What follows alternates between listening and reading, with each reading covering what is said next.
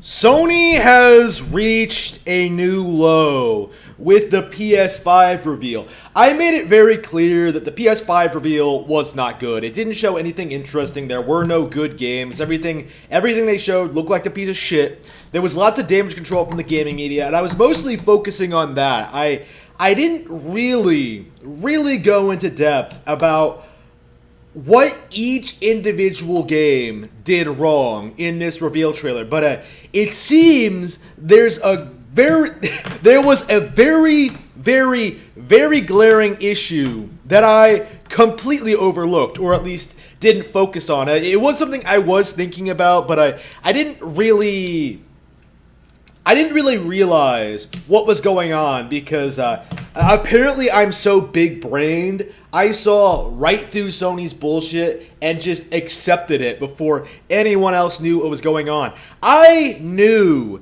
that SpiderMan Miles Morales was a DLC expansion, but I didn't realize that Sony didn't make it clear to the fanboys, to the Sony shills, the consumerists, the pieces of shit that eat this stuff up.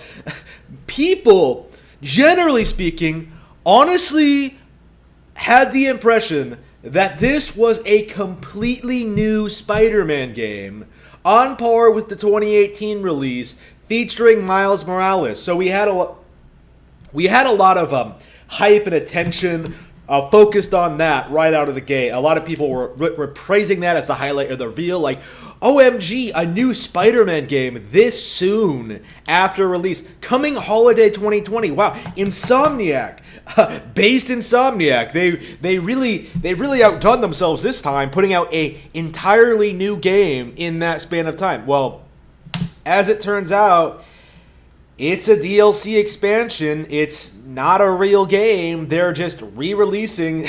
They're just releasing Spider-Man Miles Morales on PS5 as well, probably alongside a port of Spider-Man 2018, which again is also going to come to PC at some point.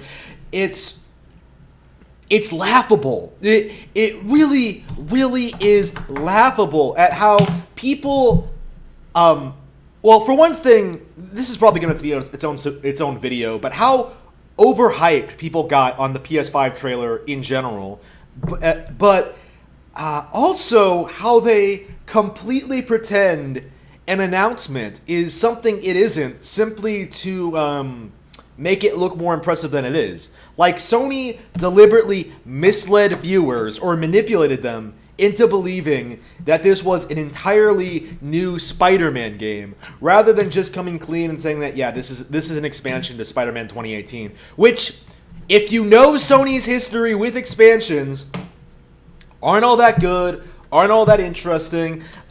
They don't add into the original game all that much. They're like, only a handful of hours long? Like, I can't imagine it lasting more than 5 hours with lots of reused content from the original game. Like, it's not going to be that big of a deal. You know what I mean? And this was one of the most hyped announcements of the show. One of the most hyped announcements. And of course, they had like Horizon Zero Dawn and shit like that up. Horizon Forbidden West. Wow. They had that as well, but it's really interesting how the narrative they built up regarding this specific release has essentially already crumbled, right? We're essentially at that point now where we're realizing that, like, wait, this Final Fantasy VII-R is episodic. The Last Guardian hasn't been finished. The AI doesn't work. Like, we're starting to ask questions. You know what I mean? Like, I'm seeing a lot of YouTubers and media people, the analysts, hyping up the PS5, but I don't see it. This demonstration was awful, and I might just go through every single release and talk about what all the issues I saw with each of them as